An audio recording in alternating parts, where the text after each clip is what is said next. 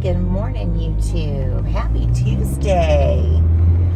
Plainly, you can see that I am not leaving the Man Up America studios. No, I'm leaving the house.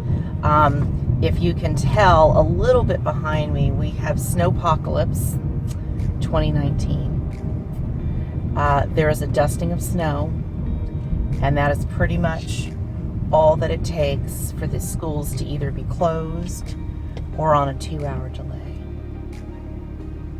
We are on a 2-hour delay. I am marking myself safe. I have survived.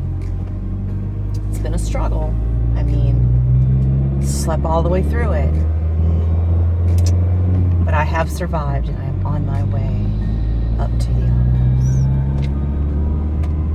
office. So no Man Up America today, people. I'm terribly sorry.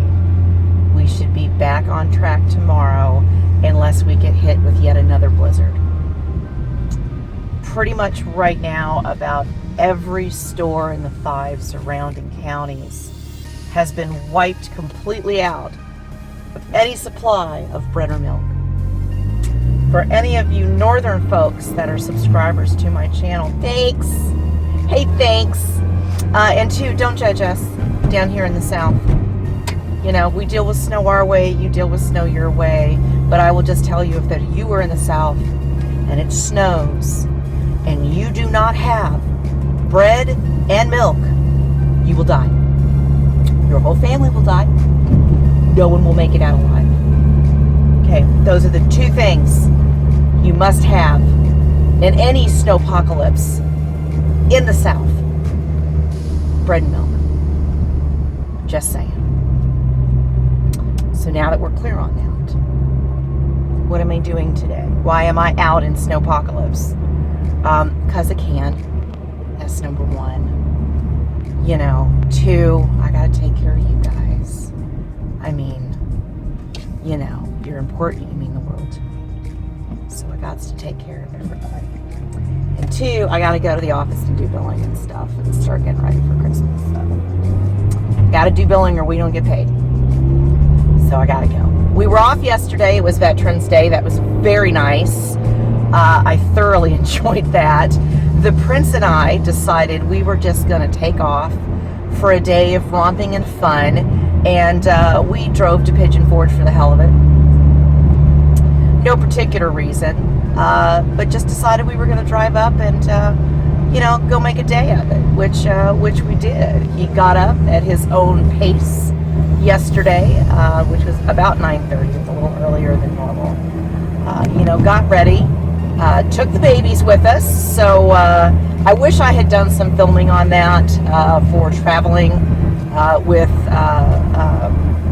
litter-trained kittens, because they're litter-trained now. So that makes them, I've said this before, that makes them a whole lot less portable when they're litter trained, because we no longer stimulate them to go to the bathroom. They go when they need to go, when they need their litter to do it. So can it be done? Abso-froggen-lutely, totally did it without an issue. I think you guys have seen in some of my past videos, one of my carriers that I have, which is a move up from the small carrier to a little bit bigger carrier before they move into the Chateau d'If. We took that one, which is large enough for me to put a heating source, a blanket, and then on the other side, their litter pan. And it just fits all together. So while we were traveling in the car, they stayed in the bigger container with the litter box. And then when we needed to go inside to either eat, shop, whatever it was that we were doing, I brought their yellow portable container with the heat source and just put them in that container, and they just, you know, skedaddled on with us. They went shopping, they went out to eat, they ate at the Cracker Barrel, and they ate at the Pizza Hut. Ate at both places. I did a fine job at both. And, you know, and then we put them back in their carrier, we drive along, we do whatever we needed to do. But we were literally up there all day long. We got home about 10:30 last night. How far is Pigeon Forge, you in the back? Pigeon Forge for me is about an hour-ish, hour and a half, somewhere around there, one way.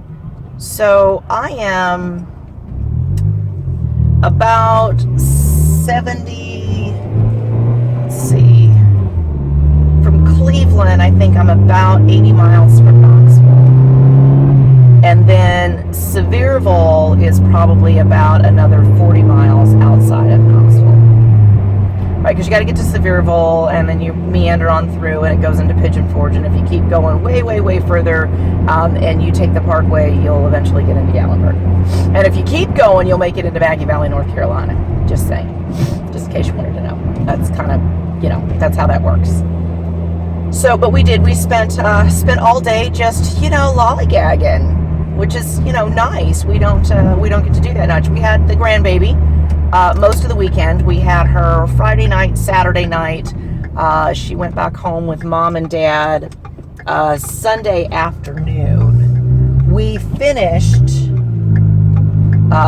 doing some stuff on the car. I can't say what it is, because if I do, you got to subscribe if you want to know what's going on with the Fiat. But we got the rest of the stuff done that we can get done Sunday afternoon. Now she's going to go to the actual garage. She's going to go see Dan, because there's some things that we can't get done that Dan's going to do for us. So that's where we are with that. But Pigeon Forge was lovely. It wasn't terribly busy. Obviously, it's on a Monday, middle of the, early part of the week, midday, so things weren't crowded.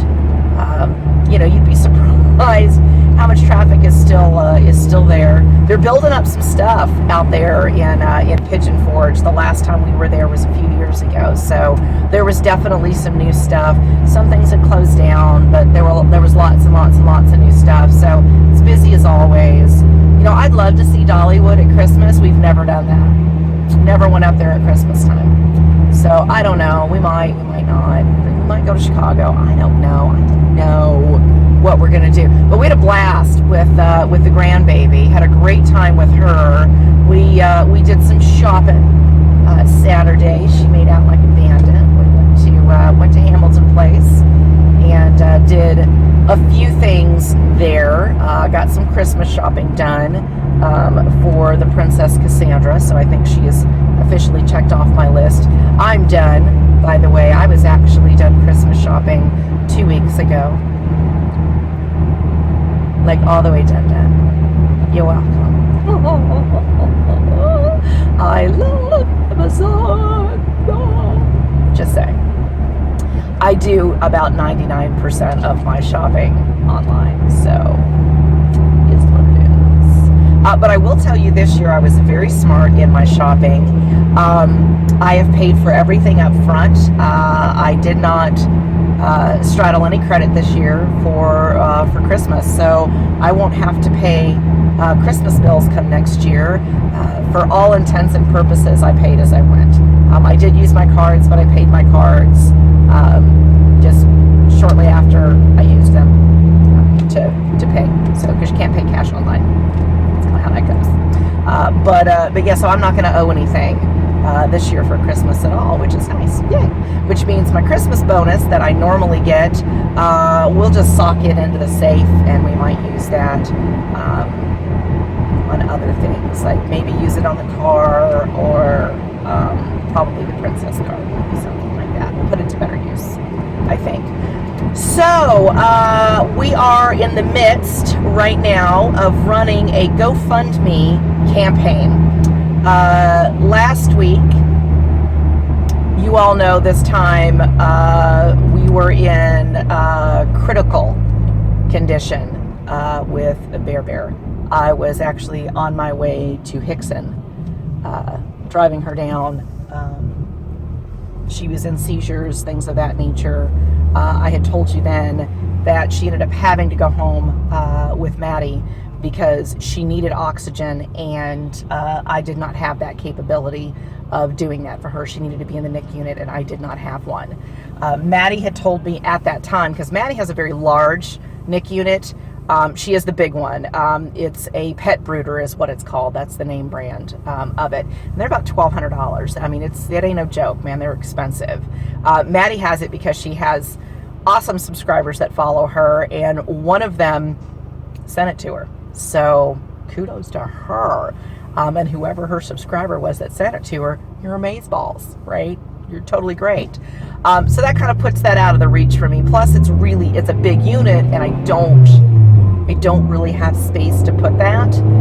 But she informed me at that time that they actually do have small breeder units, you know, for somewhere around 300, 450. And I was like, that's a little more obtainable, right? So got to thinking, went to searching, found one for 450, found another one for 320. I'm hoping to snag that one. So I opened up a GoFundMe campaign. It is still running right now. We are almost there, like that close. That close. I will put the link below. If any of you all want to put anything towards that, $1, $5, whatever, right? It all helps. It all gets there. It all helps.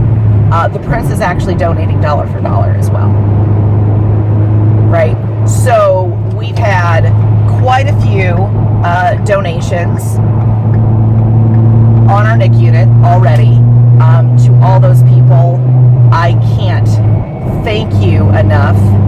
My own daughter, the Princess Cassandra, donated $40. Thank you so much, my dear. That was a proud mom moment. My good friend, Count Mike, he donated as well. I have had some foster ups donate. Adrian, I'm pretty sure you donated. I think you put it under anonymous, but I'm pretty sure you donated, girl. Thank you so much for that. I appreciate it. Rose, I think you donated, although it's stuck it under anonymous as well. I'm pretty sure Rose donated some money. Thank you so much. We actually had this sweet family that adopted Mama Faith and Baby Grace. You donated. Thank you so much. She knew how important that was. Those were some really hard times with Baby Grace. You all remember her? She was the one that was in her mother's uterus, which was outside of her body for 24 hours, right? Right, yes, her. Yeah, that wasn't supposed to be here. Would have loved to have had that NICU unit for her. That would have been fabulous. So everybody knows how important it is, you know, for us to have equipment like that. This is definitely putting it at reach. The last time I looked, we had physical donations of $240, which means with the Prince donating dollar for dollar, we're really super close to being able to pick up that unit. Just as soon as we have enough, I will end the campaign. I have it set at $450. It really isn't a number we're trying to reach. We're just trying to get enough to buy the unit. Whatever number that happens to be, that is all that we are trying to do. As soon as we get the unit, we will, I'll probably make a video of us purchasing the unit so that you all can see I'm purchasing it. When the unit comes in, things of that nature. I can't say thank you enough to everyone that has already helped. And if I have forgotten a name somewhere, I am so sorry. You are still very important, and I thank you from the bottom of my heart.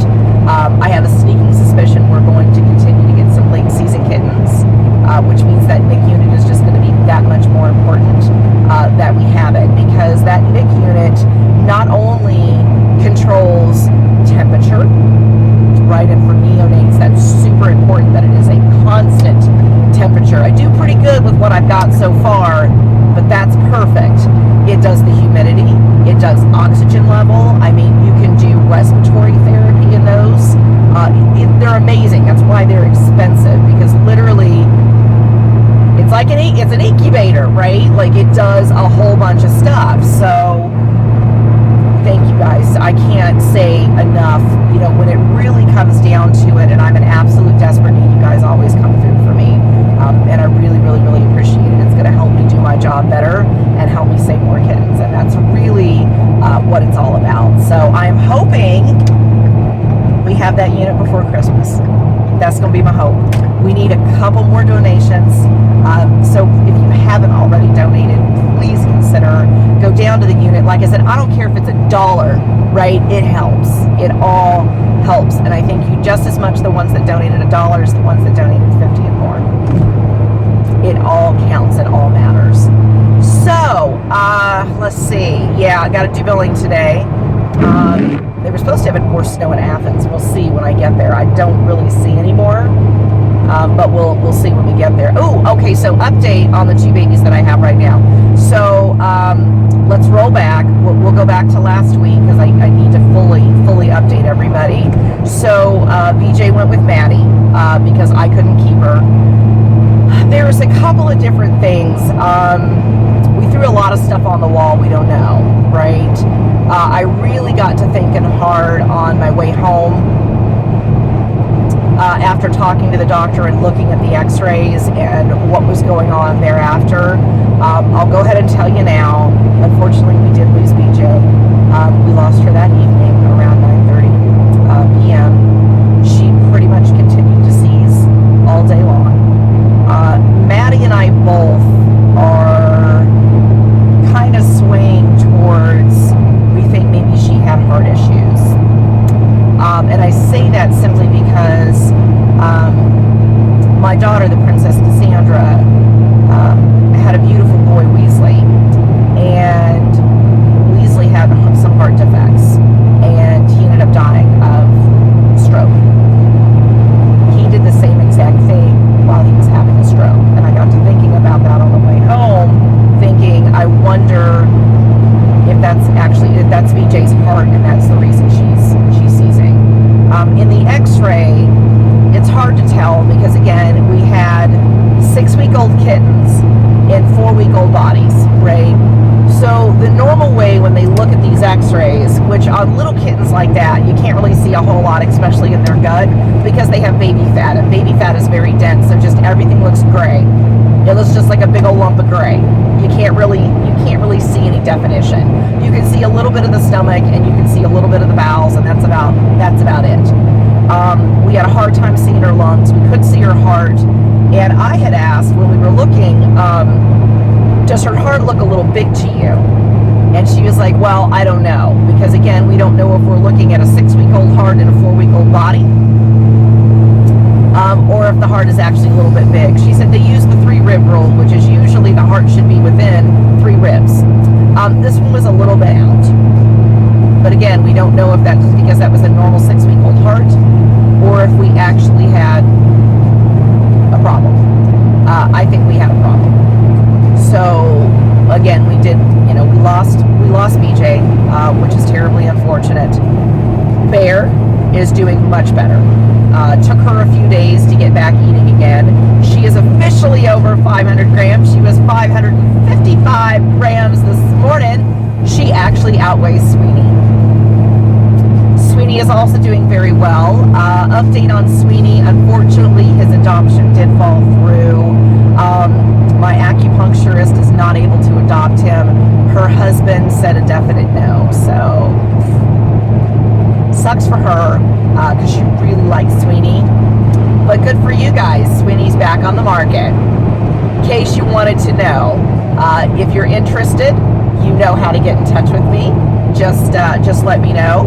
Bear officially has an adopter. Got to be quicker than that. She has a family now. She's still not ready to go, but she does have a family. She will have 4 other siblings, 4 other sisters. Lovely family. They've already come to visit to hang out with Bear because they wanted to spend time with her. So obviously she's going to be spoiled to no end. Marwin let her go. You guys know she's going to a great place. So she's going to have a wonderful mommy and a wonderful daddy and 4 other sisters to play with. So we got a little more white stuff here in Athens. Not a whole lot. Snowpocalypse hit up here a little bit more. We're coming up on Riceville, and I can actually see white on the ground. Yeah, I know. So I'm going to brave my way continuing to the office. Hopefully I can make it. I don't know. This is pretty rough. Pretty sketchy looking. Pray for me. I'm pretty sure I can make it. I don't have any bread or milk at the office, but I do have it at home, so I just got to make it long enough, right? Long enough. Let's see. Sketchy. All right, so I think I'm going to end the video here. It's close to 20 minutes, so that's probably long enough. You guys know the rules, so I'll see you next time. Stay safe, stay clean, and have a perfect day. Bye.